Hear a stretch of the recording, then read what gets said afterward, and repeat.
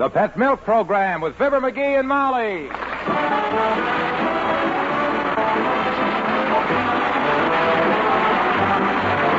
The first evaporated milk, Pet Milk, presents Fibber, McGee, and Molly with Bill Thompson, Gail Gordon, Arthur Q. Bryan, Dick LeGrand, Ed Begley, and me, Harlow Wilcox.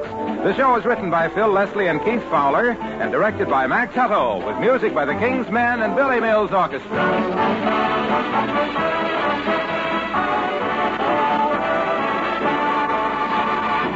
Maybe you think 13's an unlucky number. But down in Galveston, Texas, there's a happy family that knows 13 is a mighty lucky number. You see, 13 years ago last Friday, 4 extremely tiny, delicate babies were born to Mr. and Mrs. Badgett of Galveston. So tiny and delicate, the Badgetts wondered if all 4 would live. Well, you should see Joan, Joyce, Jeanette, and Geraldine now. They're pretty as a picture, happy and healthy as can be. And one big reason is, almost from the day of their birth, they've had the nutritional benefits of pet evaporated milk. Yes, from infancy right on through to teenage, Pet Milk has helped the Badgett girls grow and develop into sturdy, happy youngsters with good sound teeth, strong, straight bones, and a wonderful feeling of well-being. Well, everyone at Pet Milk is glad and proud to have had some part in making February 1st a very happy 13th birthday for the Badgetts.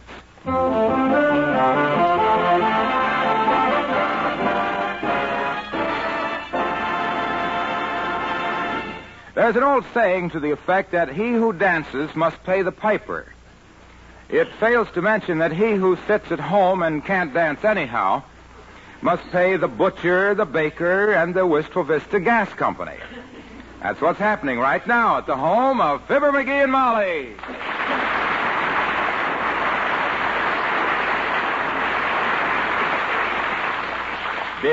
Bills. These dad-ratted monthly bills take all the fun out of living, Molly. If you can call this living. Well, now, don't let it throw you, dearie. Yeah. We're not the only ones with bills to pay. Everybody's in the same boat, you know. Yeah. And the boat always sails in the same direction. Up the creek. Why, George, if there's anything I hate to pay for, it's after it's already used up. Well, after all, McGee, our creditors have to live, too, you know. Not on my account, they don't. Here, look at this gas bill, $3.80. It's down a little. $3.80 for gas. What do they think I'm doing, inflating blimps for the Navy or something? My gosh, you think of... Oh, pay it, dearie. Oh, sure. The last hassle you had with the gas company, I cooked in the fireplace for a week. 21 meals on my knees is enough to last me for a while. Don't worry, Tootsie, I'll pay it. I know when I'm stuck. I got so many knives between my shoulder blades now I can't get my overcoat buttoned. There. Well, that's one ready to go. How many more checks do you have to mail? One more, Tootsie. Good. Here's an envelope. Oh, thanks. As soon as I address this one, now look at that. My pen is dry. Where's the ink, kiddo? I gotta fill my pen. There isn't any ink. You used the last drop 2 weeks ago. Well, how do you like that? Practically through, and now... Well, if you only have one more envelope to address, do it with a pencil. Oh, no. Not me. I got my pride, kiddo. I'm not going to let the guys that get these checks have the satisfaction of thinking they busted me down so low I can't even afford a bottle of ink. Can you? Well, don't worry. My credit's good. Come on. Back the car out. We're going to Kramer's drugstore. I'm going to get this done.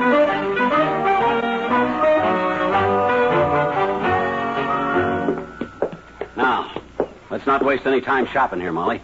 I want to get that ink, get home, and get that last check mailed. Well, as long as we're down here, McGee, I do need... No time to shop now, Tootsie. You know me. When I start something, I like to get it finished. No dilly-dally. Oh, hold it. I want to weigh myself. Give me a bobby pin, will you? A bobby pin? Your curls coming down? Come on, give me one. I'll show you how to use that instead of a penny. But, McGee, you shouldn't. Don't worry. I've been working the scales for years, Tootsie. Now, watch this. I just straighten the bobby pin out, step on the scale. But what if Mr. You Kramer... can't see what I'm putting in it. I just stick the end of the bobby pin in the slot and...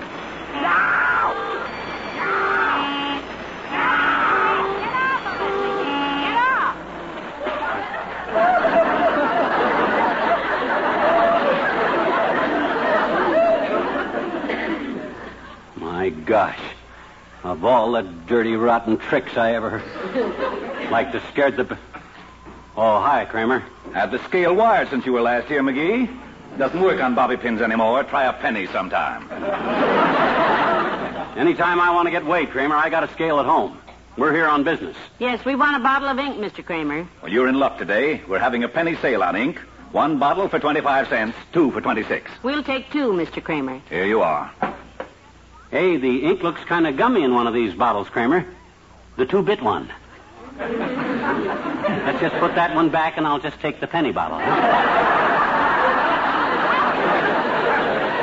You tried that at our last penny sale, McGee, remember? Oh, was that here? I thought that was the drugstore across the street. Okay, charge my account. Anything else? Yes. You still fill lighters free, don't you?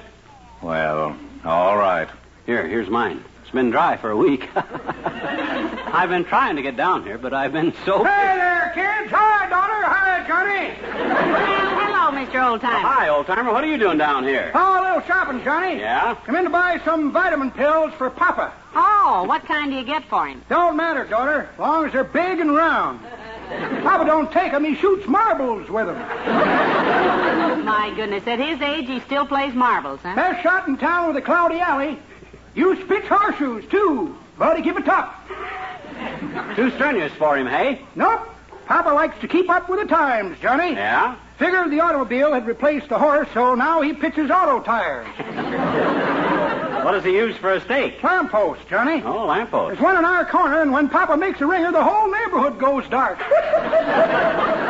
Must be quite a sight, the old boy flinging automobile tires at lampposts. Yes, sir. Looks very impressive, Johnny, especially on Sunday. Oh? Weekdays, Papa just wears old clothes and tosses retread. But Sundays, he gets all dressed up and throws nothing but white sidewalls. Well, now, isn't that a little undignified, Mr. Oldtimer? Oh, maybe, daughter, but Papa loves it.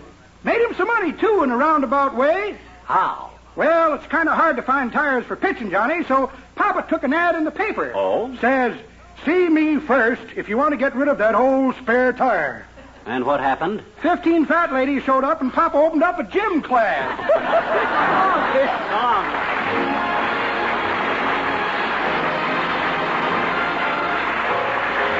Billy Mills in the orchestra, and always.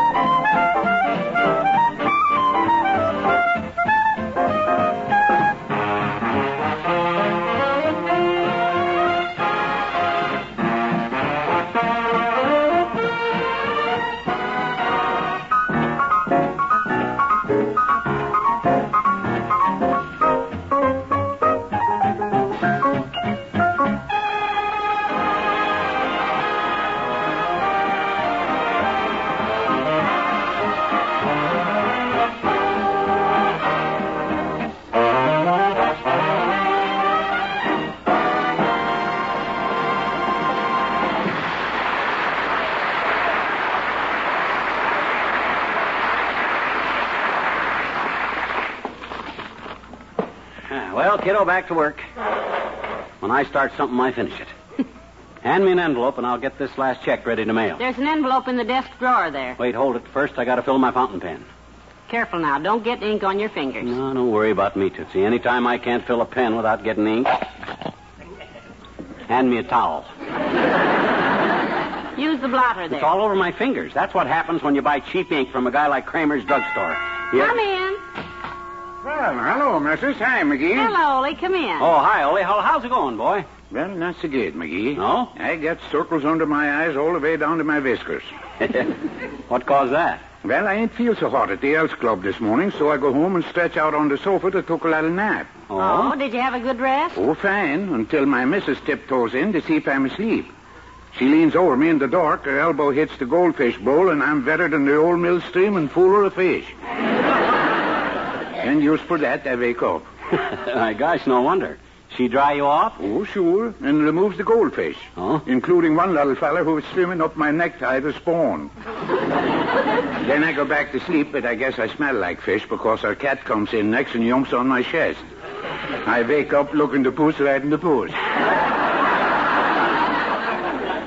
Sounds like a sort of a catnap. Yeah. That's very funny, missus. Well, anyway, I holler and my missus comes back. She chases him out with a broom. Yeah? She hits the cat once, the floor lamp twice, and me 6 times. That was the end of your nap. No, I give it one more try. I smoke a pipe a while to quiet my nerves. Then I knock it out and snooze again. Mm-hmm. This time I'm waked up by a very high hot foot. A high hot foot. Just below the hips. I sparked for my pipe. It dropped on the sofa. I went to sleep on it, and there was such a bonfire burning close to the head of me. I don't suppose you went to sleep again. That was too late, McGee. I had burned my britches behind me. So now I go down to the Elks Club. I think I took a little nap in the coal bin. So long, folks.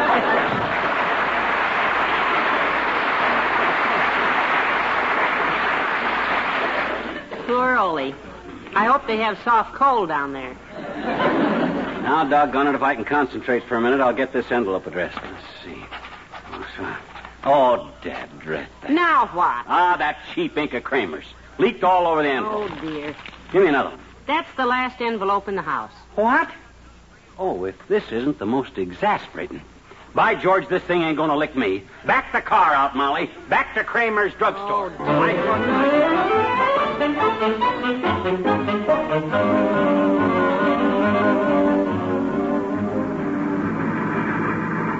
Boy, here's a break.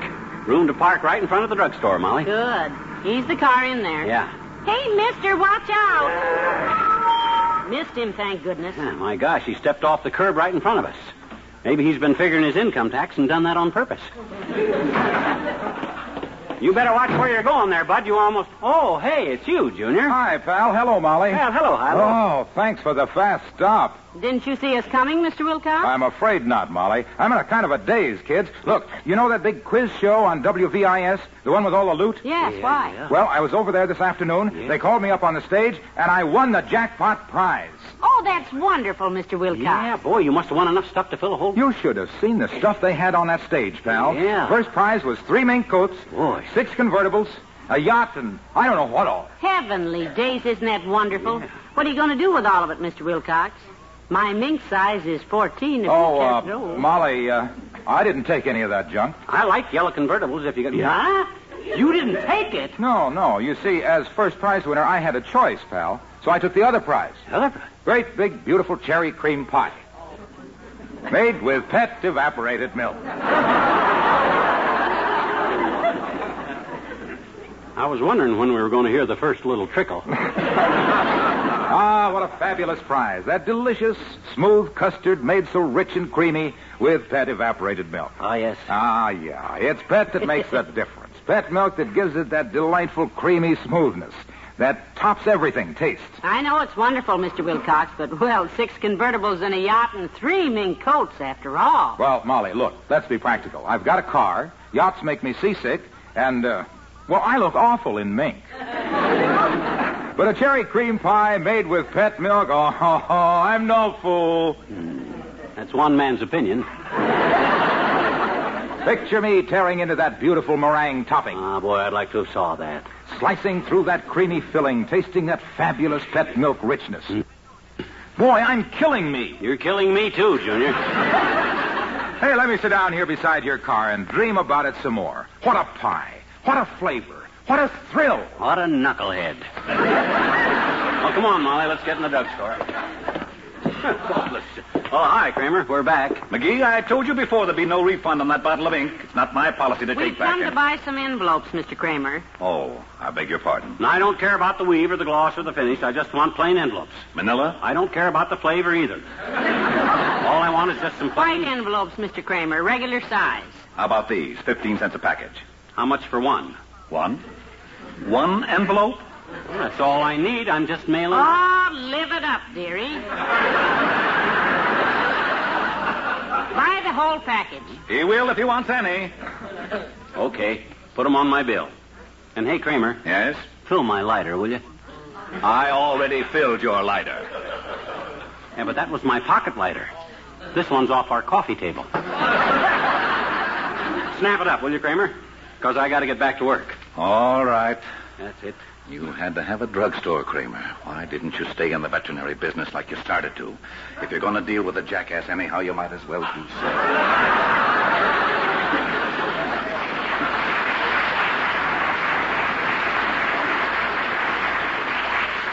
What was that he was saying, dearie? He said he'd fill it. I hope he hurries, too, on account of... Oh, hi, Latrivia. Oh, well, hello, Mr. Mayor. Nice to see you, Molly. Hello, McGee. What brings you down here, Latriv? A squad car? As a matter of fact, yes. Oh. My own car's in the shop today, so I've been using a city car with a police chauffeur. I guess you're pretty busy these days, Mr. Mayor. Oh, extremely so, Molly. Meetings with the city council, paving contracts to study, setting up a new budget for the year. I've just been on a merry-go-round all day. Well, that's a heck of a way to run the city hall, boy. That's all I can I beg your pardon, McGee? Spending all day on a merry-go-round. Yeah, well... Which one do you go to, Mr. Mayor? The one down on Oak Street or the one... No. Just a minute. Please. I didn't mean... No wonder that budget of yours makes the taxpayers dizzy. If you make it out riding around on a merry-go-round all day, boy. I don't make anything out on a merry-go-round. Huh? Look, all I meant is that I've been terribly busy today. I've just been going round in circles. Well, of course you go around in circles on a merry-go-round, Mr. Mayor. If you find a merry-go-round that goes up and down, that's a Ferris wheel. Certainly. And if you think you can run this town from the top of a Ferris wheel, that's the worst political mess I ever heard of. I didn't say anything about a Ferris wheel. Who said anything about Ferris? Mr. Mayor, does the city council know about this? Does the council know how you spend your day? Well, of course they do. The entire council has been with me all morning. Now, look. Oh, boy, that does it. The whole bad-ratted crew riding the horses on the merry-go-round. Probably all dressed up in hop-along Cassidy suits with cap pistols and... I don't get dressed up in cap-along Hossity suits. Dressed up in wrap-along Sassity suits. Cassidy suits. Suits. Look, when I said I'd been on a merry-go-down, a Jericho-round, go-round, hold down, I didn't take the county sitzel on the Werris-Field at all. Or the Santo sitzel on the Werris-Fitzel, Snitzel. You were the ones that... I didn't...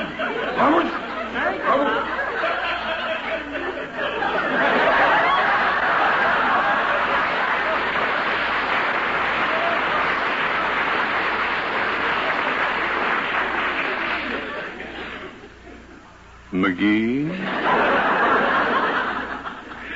Yes, boy, I'd like to hear your explanation, but I got no time.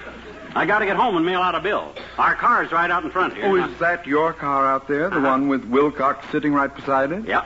Oh, he's still sitting there, McGee. Oh? There's a man in a blue suit talking to him. That's my driver, Sergeant Breen. Oh? Mr. Wilcox is shaking his head. Oh? The officer has a book out. Oh? Mr. Wilcox shrugs. Oh? He gets up. He walks away. Hey, what was he sitting on out there anyhow? A fire hydrant. Well, it must have been pretty uncomfortable. What? We parked next to a hydrant? Yes. Hey, officer, just a minute. Don't write that ticket. I'm a friend of the mayor. Hey, Breen.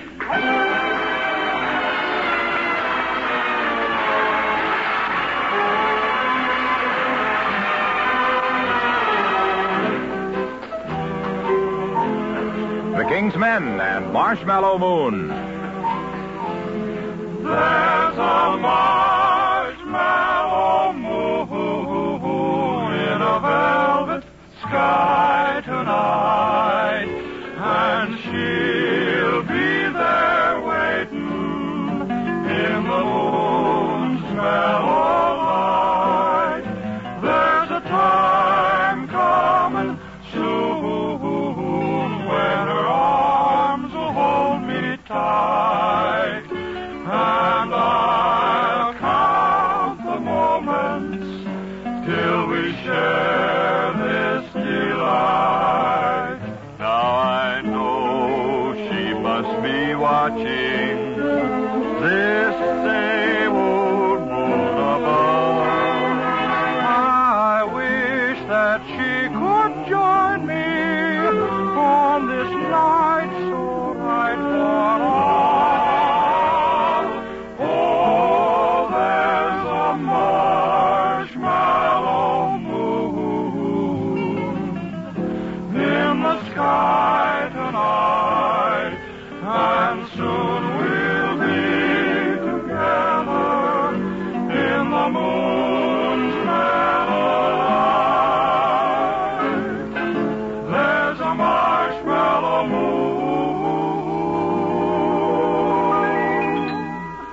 tonight.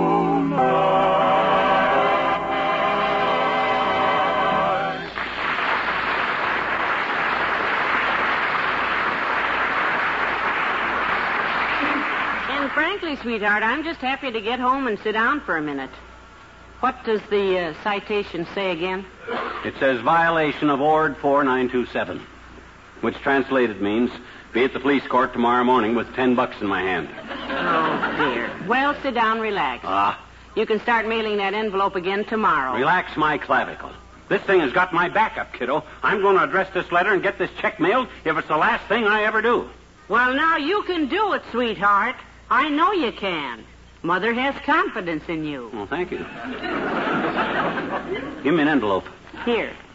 Let's see, George H. There, finally got it addressed.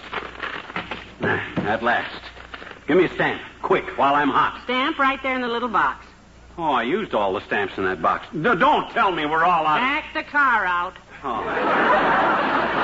Molly, I can't afford another trip in that car. Skip it. You mean we can stay home? No, sirree, we can't stay home. Grab your hat. We'll take a streetcar down to Kramer's. Oh, By no. George.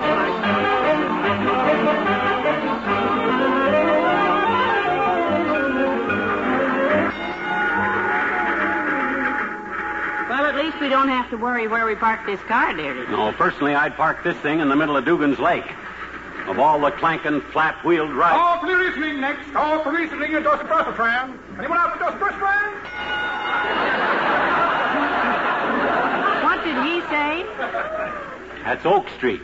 For goodness sakes. Look who's coming up the aisle. Dr. Gamble. Hiya, Molly. Hello, mule mouth. I thought I heard you sounding off back here. Hi, Lancelot. I'd ask you to sit down with us, but I'm scared you'd do it. I will, too. I'm a big, strong fella. I can stand you for 3 blocks. What brings you downtown, Molly? Shopping? No, himself here's mailing out the checks for our monthly bills, Doctor. Oh, no. Don't tell me he's paying off at last. Yep. I figure a man's credit. Call for Most Travis next. Call for Most Travis. Connection with Neva Trust. Lord Blue Listen.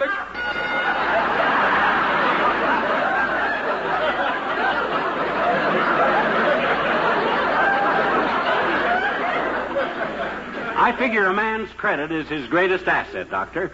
I have drawn checks today for all my honest debts, and I shall not rest until the last one is mailed.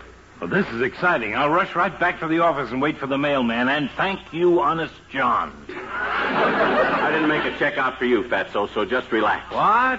What about that $10 you owe me since November for curing that bad cold you had? I said my honest debts.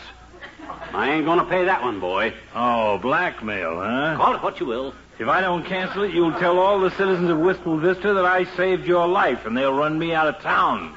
No, I ain't going to pay you on account of it was your fault. I got the cold in the first place. Oh, McGee, how could it be the doctor's fault? Because what give me that cold was I got caught in the rain coming home. Well? If I'd have got home 5 minutes earlier, I wouldn't have got caught in the rain. Go on. And the reason I didn't get home 5 minutes earlier was because I ducked into Walt's Malt Shop and had a cup of coffee. Continue. And the reason I ducked into Walt's Malt Shop was because I saw you coming down Oak Street and I didn't want to talk to you.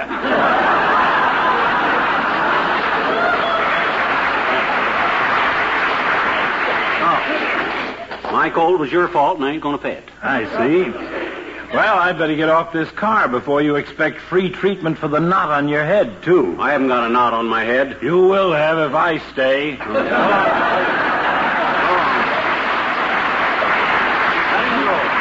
me. Next stop, go for Lasmer. Next change for Nerf. Hey, Molly, this is our stop. Hurry, dearie. Come on. Okay. Go for Lasmer. Call out for Nerf car. Watch it, Molly. Give me your hand. What's up, please? It's the first part of touch of the day, boy.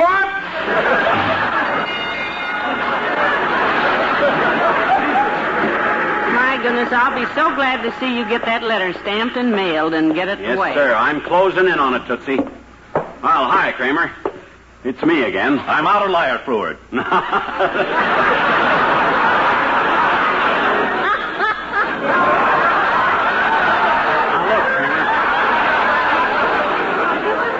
Liar fluid I don't need. I come to buy it. Fine. What do you want? A 3-cent stamp. What? Oh, for the... here. 3 cents. Charge it. Thank you. Anything else I can do for you? Yeah. One more thing. Stick out your tongue, will you, Kramer? Oh, McGee, lick it yourself. That does it. I finally got this check ready to mail. I told you I could do it. Quick, to the mailbox, right out here. Hang on to it. I got it. Shop again. There, that's it. Oh, at last the check is on its way. Yeah, when I start something, I stay with it, kiddo. I follow through. My goodness, for all the time this thing took, you could have probably delivered that one in person. Yeah, I probably could. I never thought of that. Who did the check go to, anyway? Kramer's drugstore. Oh, come on, let's grab a streetcar and get home.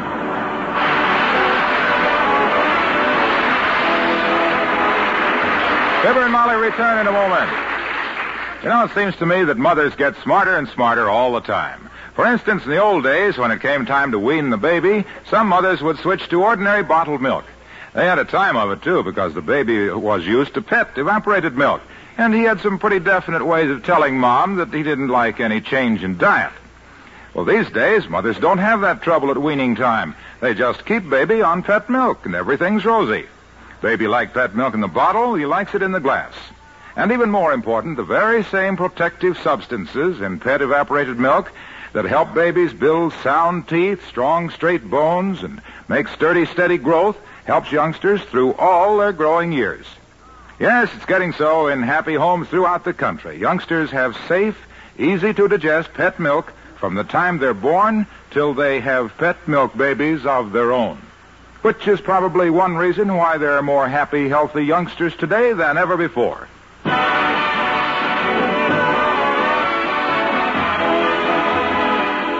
Well, it took a while to do it, dearie, but it's nice to have all our debts paid, huh? Yeah, but there'll be more. Don't worry. Reminds me of a guy I knew back in Peoria. He always kept his monthly bills hid in the chandelier. In the chandelier? Yeah, he finally had to move, though. He couldn't stand having a bunch of bills hanging over his head.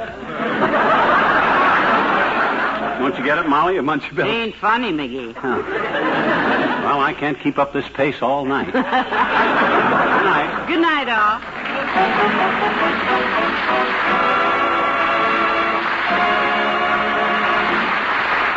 The first evaporated milk, pet milk, brings you Fibber, McGee, and Molly each week at this time. Be with us again next Tuesday night, won't you?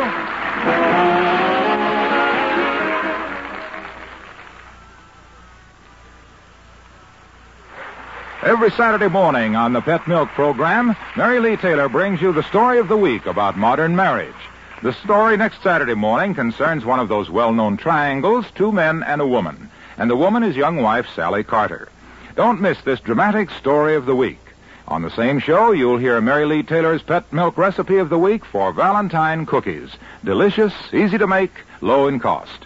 Remember, for top-notch entertainment and helpful service, set your dial for Pet Milk's Mary Lee Taylor, next Saturday morning on NBC.